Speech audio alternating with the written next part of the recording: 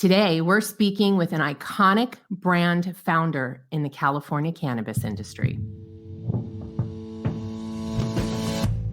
Tell me, boy, you make me so bored. You need to walk the other way. I tell you once more. Please get out of my way. I don't want you no more. We're done here, boy. I know you think you're so fine, but you can't see clear. I've been walking to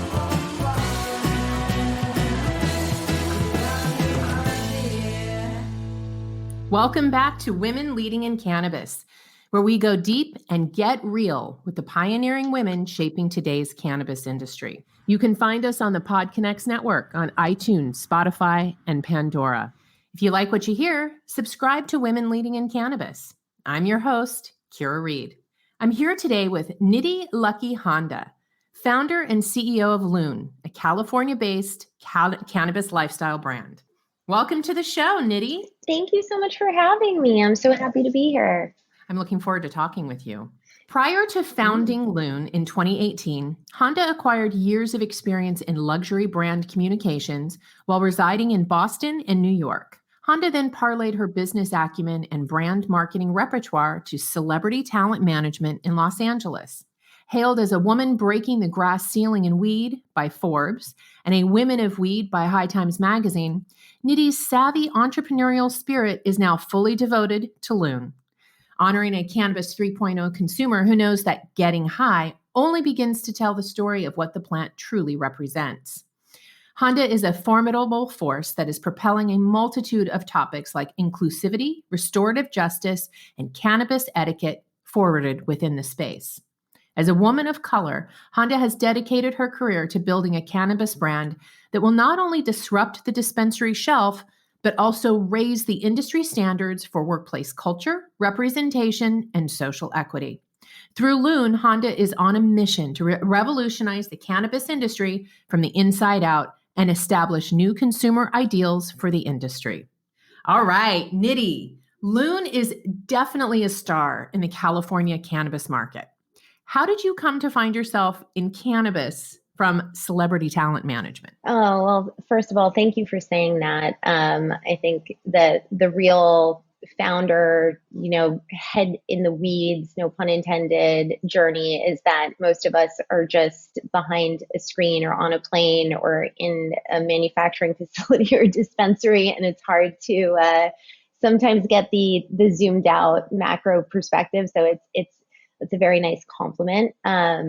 I came to cannabis really as consumer first. I have been consuming since I was a teenager. I was really excited when California went rec and, was so excited and also / a little disappointed in early dispensary experiences from a brand perspective. I consider myself a brand geek. I love all things brand. I get excited about thinking about why and how brands build relationships with consumers. And I was excited to find the brands that were going to speak to me, and that just wasn't happening. So that was really the catalyst for me, and very, very sort of low to no expectations of what that would mean in terms of my involvement in the industry. And I think that bode well for me in hindsight, because, I was not looking at the space like, oh, how can I get into this thing? And what can I do? And, how can I make money? That was not my journey at all. So now you are the founder of Leune. Give us kind of the 360-degree view on the company. Where are you located? How big is it? What is your mission? What is your workplace culture? And what's next for you this year? Oh, great questions. So we are based in West Hollywood, California, and we are a small but mighty team of about 15 people at Leune. We are in about 180 dispensaries in California, and call it maybe a dozen delivery platforms. And delivery is a big part of our business. So we we celebrate that delivery part. I'm personally a delivery consumer, so I love, and particularly through COVID, excited about that space. And we launched the brand in Arizona in December, where that business is growing really, really fast. We're about 5.5 or 6 weeks in, and we've already found ourselves in about a third of the dispensaries in Arizona, and that number is growing really fast. Just trying to scale up in a responsible way. And yeah, and then, the other parts of your question. So from a mission perspective, Leune is incredibly mission driven. And this is a thing that I feel very, like being very careful about the way I say this, because one thing that's incredibly important to me is never to be performative about the mission related work that we do at Leune. I feel really a moral imperative being in the legalized part of this space, not just for myself. I think for any of us participating in the space, not just to educate ourselves about the history of how the plant has been weaponized by our government, but also, the reality of what that means at a micro level and how many people's real lives have been affected by unjust incarceration and, a whole host of other things. So Leune is incredibly dedicated in the background and in the foreground to supporting social justice reform. We'll always have a SKU on our menu where 100% of the proceeds are going to go to cause.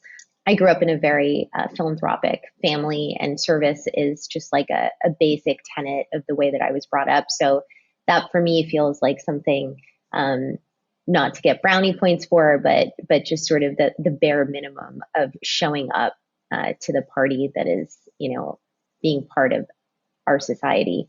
And I think you asked me about work culture and, and what the vibe at Leune is. It is honestly, if I was to, if the entire world was to just stop selling weed today, and I had to retrospectively look back at the biggest pride points of my company and what I've built, it is by leaps and bounds my team and the culture that we're cultivating at Leune.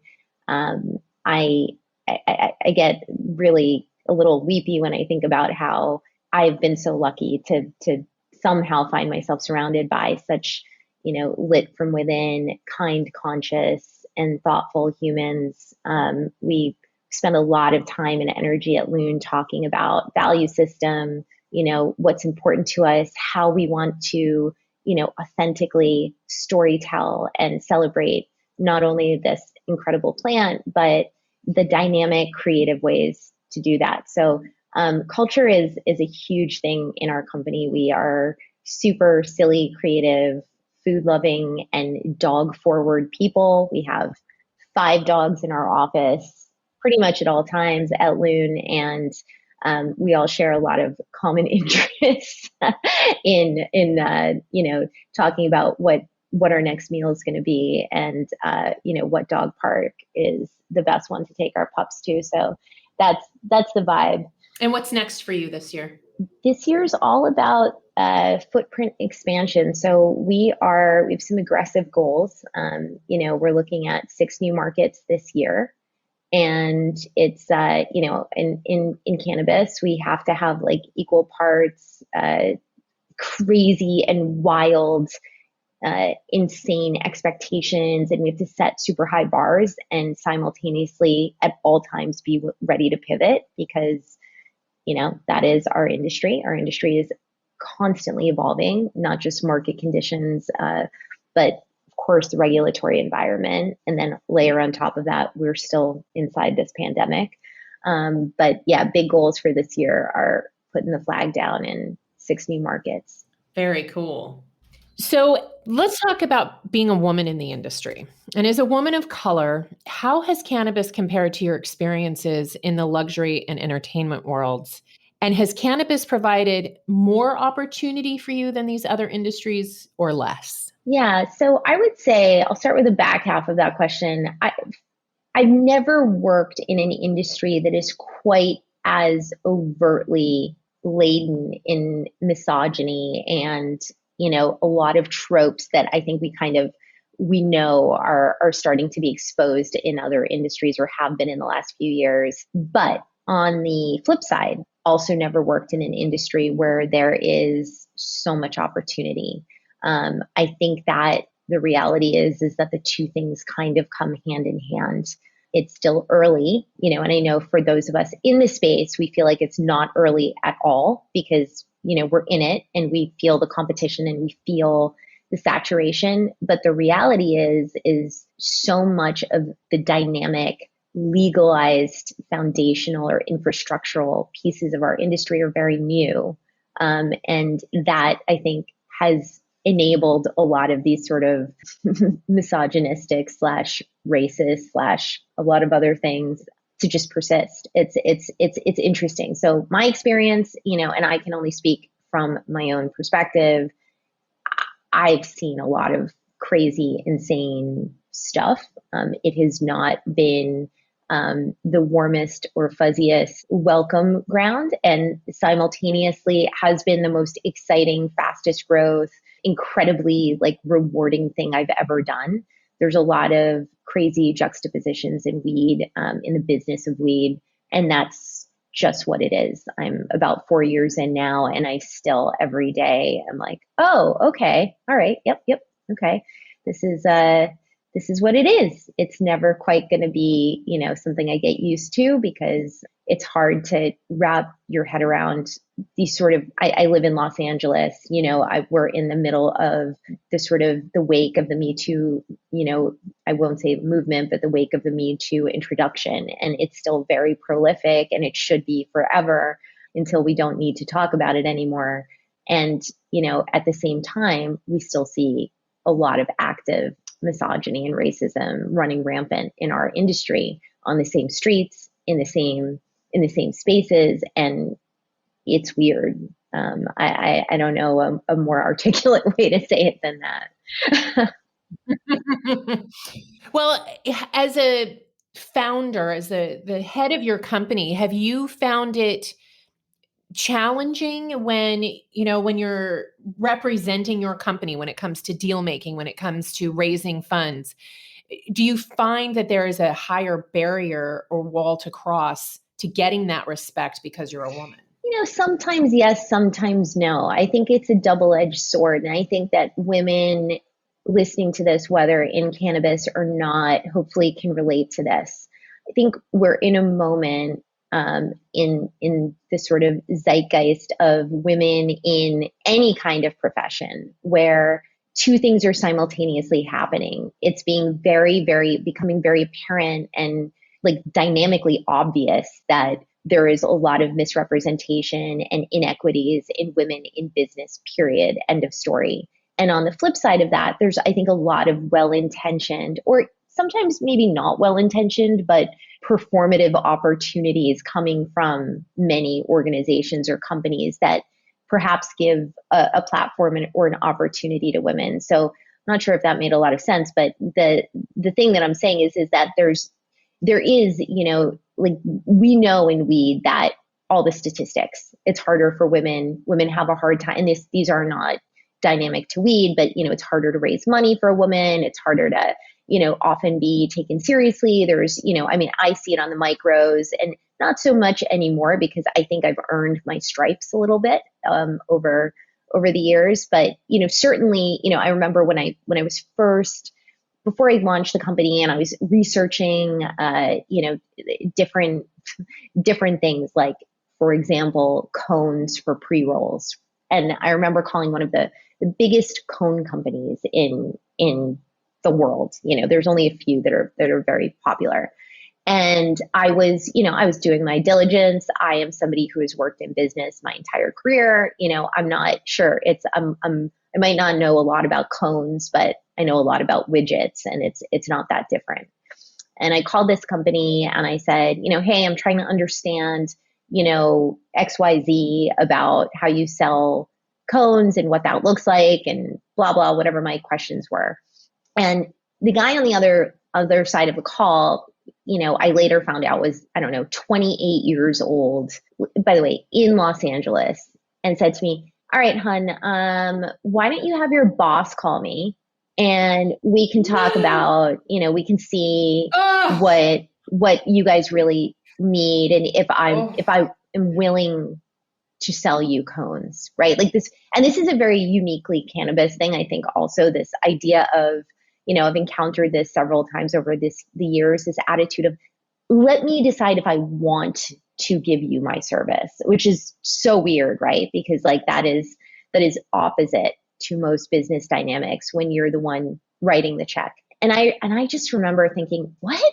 Like, like what's happening? Like I'm still in LA, right? And this guy like lives down the street. Like It's 2022, right? like what's going on? Like I couldn't understand like what was going on, but that dynamic, and that's a very PG anecdote, and I'll leave it, I'll keep it at that level for the sake of your listeners keeping their meals down while listening to this. But that's a very PG kind of interaction. There have been, unfortunately, far worse things, but that specific dynamic, I'm very convinced that if you took that same guy outside of cannabis and you put him into, say, an industry where he was selling cosmetics or car stereos or something, I don't know that same attitude, both the misogyny and the control, the thing of like, let me decide if I want to sell you this thing, I don't know that would exist. I think there's something very unique about our industry. And particularly, and I'm talking about 2018. So like we're a few years out from there, and I think things have evolved quite a lot since then, but it was really glaring to me. That was like one of the earliest kind of moments where I was like, wait, what? Like what's happening here?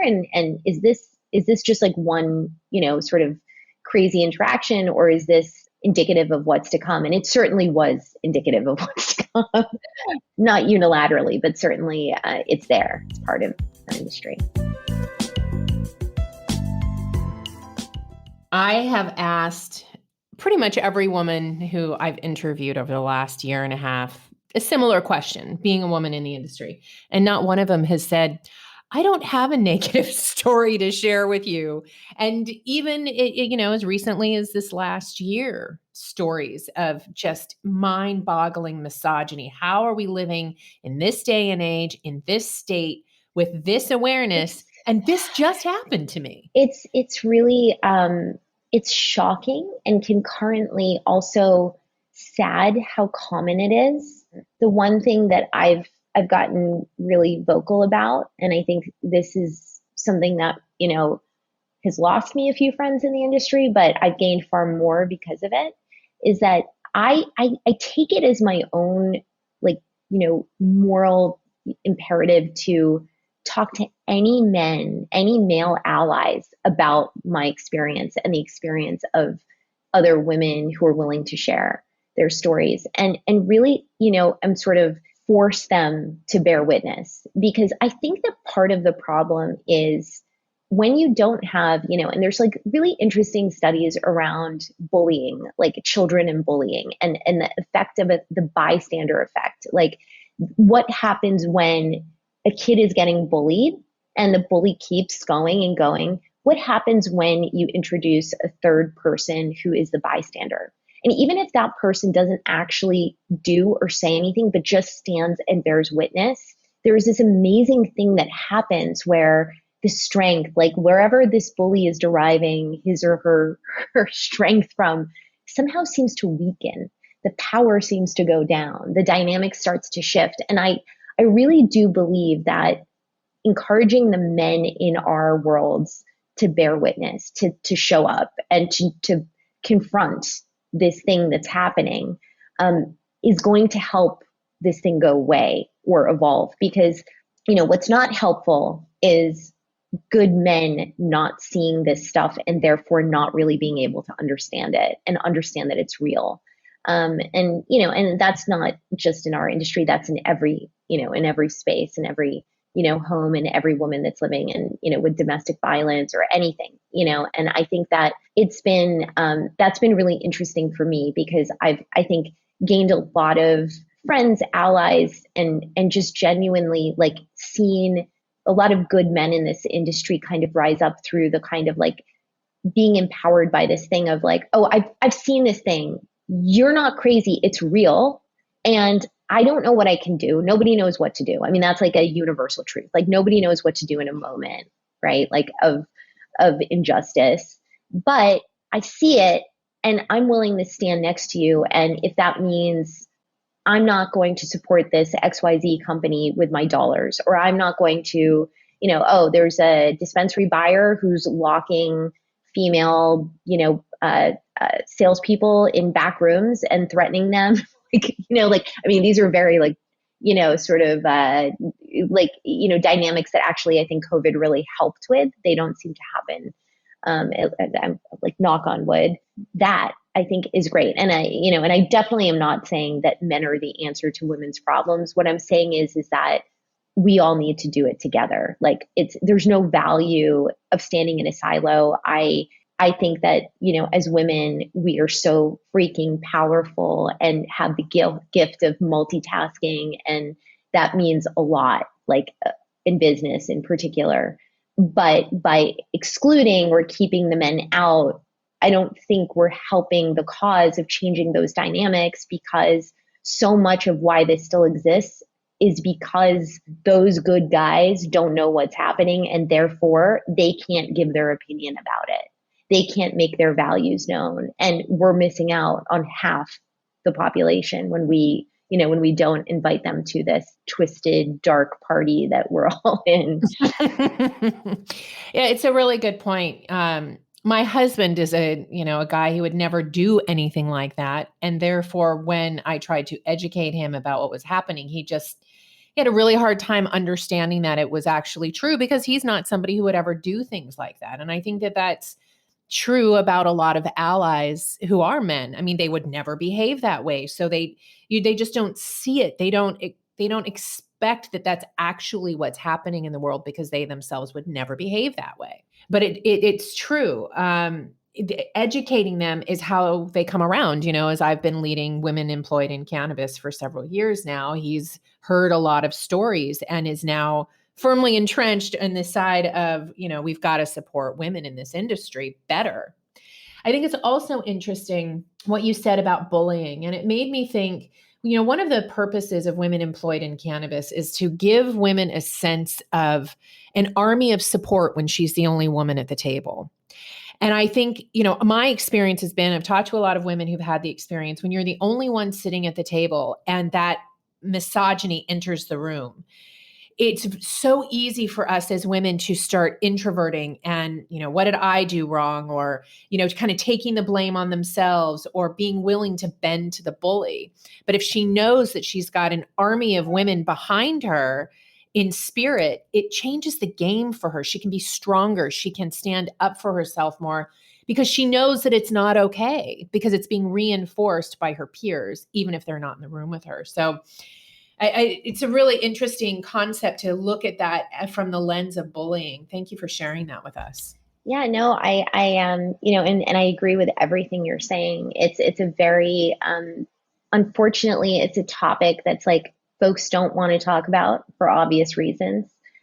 It's a buzzkill to, and I've had many moments where I've, felt like I have a great opportunity to start a conversation with a group of men or women or mixed company. And I know that it might bring the vibe down, and I don't really care, because I think that, when we're talking about our safety, when we're talking about our ability to earn equity, and I think that's really important, because I think there's some confusion about what it is that any minority wants, whether, gender minority or, it's crazy to say women are gender minority, because we're not, but we're certainly on paper are. And, it's crazy, this idea that we want some sort of handout.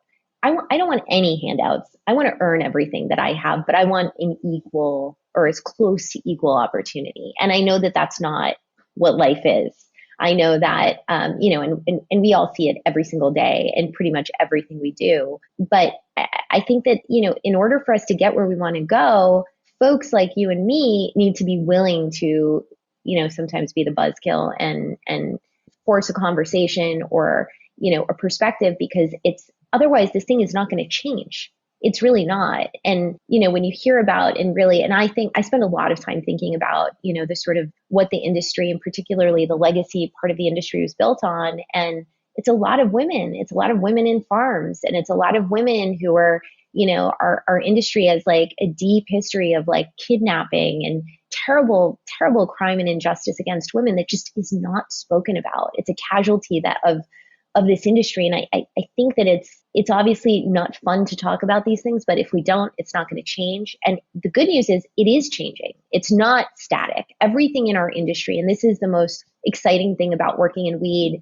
not just from this perspective, but from every single one is, if you don't like the way something is right now, just wait 5 minutes. It's like everything evolves so quickly. You bring a new product to market, you're going to get feedback really, really quickly because the hunger for, the consumer and the retailer to have new is so high that the ability to just get feedback quickly and to get movement quickly is like nothing I've ever seen before. It's really exciting. So, I certainly more good than bad, but yes, this is part of it. Let's talk a little bit more about social equity and representation in cannabis. What are some of the things you and Leune are directly participating in that are outside of your company? Are you, do you have volunteer days? Are you, what are your hiring practices? How are you changing the game when it comes to social equity and representation? And then where do you see the future of cannabis when it comes to equity and inclusion? I think we often get really caught up in the fight and we forget what we're fighting for. So I love to hear your vision of the future when it comes to equity and inclusion, and what are we in this fight for? Yeah, so what we do here at Leune is we support a lot of great industry-led initiatives. Like one that I'm very passionate about is Momentum. Momentum is an incubator or accelerator organized by the folks at Ease. It's a really interesting model. It supports folks who are, either social equity license winners or somehow disproportionately affected by the war on drugs and therefore maybe less opportunity to succeed by giving them $50,000 grants with no equity attached to that. So usually incubators or accelerators ask, in exchange for financial contribution, ask for some sort of equity in the company. And this is like a really interesting and amazing program that I think more folks need to know about. And really kudos to Ease for taking the lead on this, because this is, I think they're in their third or fourth year now with Momentum. And we've been sponsors every year. I also personally have been mentoring some of the folks involved in the program. And, what's great is it's real roll up your sleeves, get involved, and help, whether it's a brand, a aspiring operator, whatever the sort of individual's view or desire in the industry, it's really help them get the resources to be successful. So things that are super expensive or onerous or seemingly outside of reach, like lawyers and compliance and, having access to business modeling and sort of some of these, I'll call unsexier parts of building a business, and incredibly important and onerous. It's a great program. We have obviously great relationship there, and really excited to see what's coming out of Momentum. And another cool thing about that they do is they put a lot of these products and brands on their menu. So if you go to Ease, you'll see that you'll find a lot of Momentum winners or participants, brands on the platform. And I think that's really putting your money where your mouth is. Ease is a tremendous platform and a huge part of the California ecosystem. We also support a bunch of other organizations. One that I think everyone in our industry over 2020 in particular got really involved in is Last Prisoner Project. We got involved, I think, in 19 or maybe even 18. And I will say, and I think this is like an important thing for folks to think about, particularly new people getting into the industry or, cash strapped, cash constrained companies who want to get involved and don't know how. anecdotally, when I learned about Last Prisoner Project and was super interested and excited and wanted to get involved, I also had no money. I was really, it was early days at Leune, and I didn't have the resources to write big checks. And I reached out to the folks over there and I said, hey, we want to help, and right now we don't have the financial ability, but we've got other stuff. We're a super creative company. How can we help you? Can we help you make content? Like, what can we do? How can we show up? And, we were so warmly welcomed and invited to just be part of the party. And, we started making my amazing creative lead at Leune, Brian McCormick, and I put our heads together and decided, a great way to be of service is to create video content for some of the folks that LPP was trying to get out of prison. And one of those pieces of content was Michael Thompson, and it was a really sort of heart-wrenching video, short piece of content that ended up going really viral, shared by a bunch of celebrities, and watching the trajectory. And of course, we all in our industry know Michael Thompson is someone who has a happy ending after a very, very disproportionately and just wrong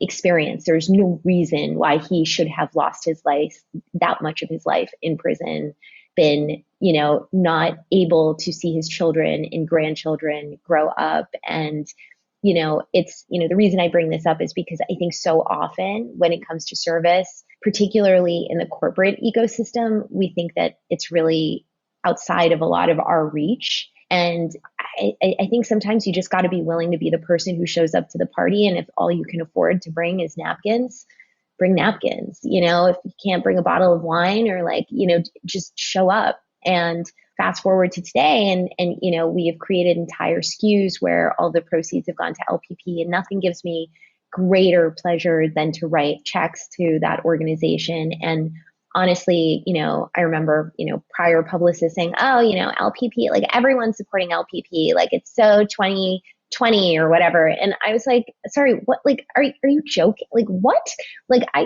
Cause and is not something that, you should ever think of.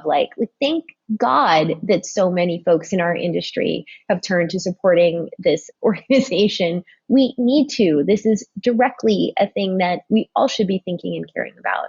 But, internally at Leune, one of the things that we're working really hard on, we just launched in Q4 of last year a magazine called Honestly Grown. It's a quarterly magazine that's very social justice reform and lifestyle focused. Our plan with Honestly Grown is really to develop a model both where we can communicate with, what we at Leune call the 3.0 consumer, that being the consumer who maybe doesn't fit the trope of, the stoner guy, stoned out of his mind, sitting across from a pizza box and is on his sofa, maybe the newer, what we think of as a true Leune consumer, the newer consumer, model, or I think a lot of us and a lot of listeners probably understand what I mean by that. And what we're planning to do with this magazine, which I'm super excited about, is sell ad space and give all of the proceeds to cause.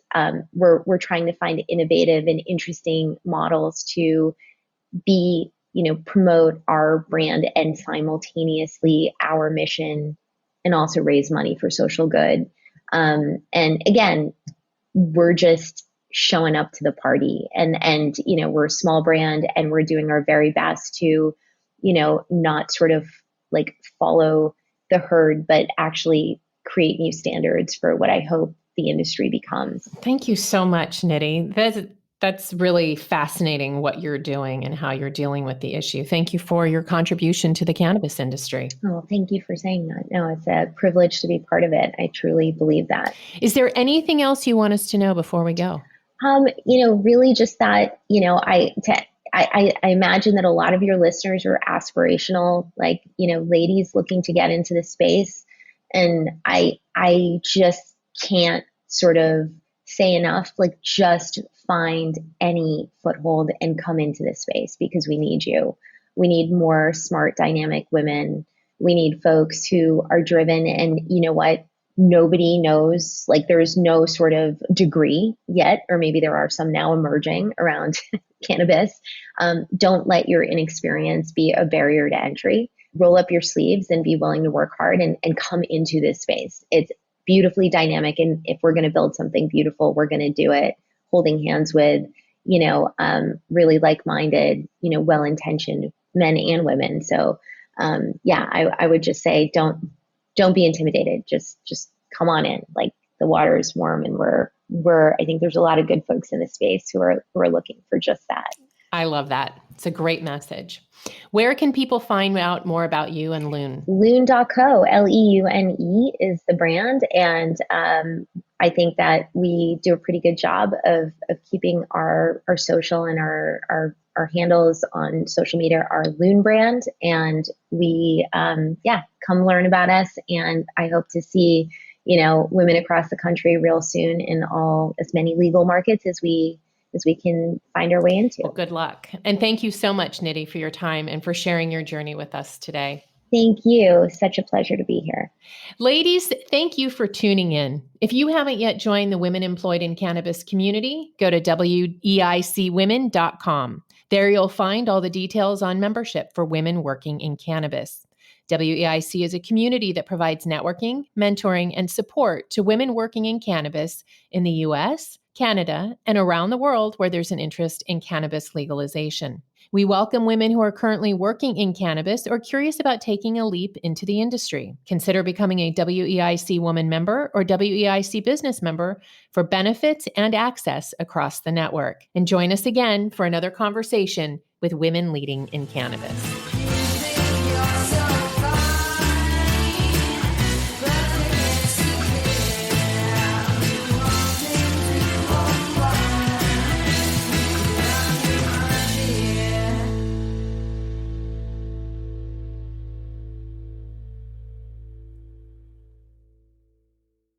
Hi, y'all. I'm Jo, host of Casually Baked, the podcast. If you're curious to explore the highly responsible side of cannabis, farming, and legalization, I'm here to help lighten the stigma and build your canna confidence. Download episodes now of Casually Baked, the podcast, wherever you listen to podcasts. And journey with me through the evolving cannabis culture and discover how and why people like you are adding cannabis to their wellness toolkit. It's time to get casually baked.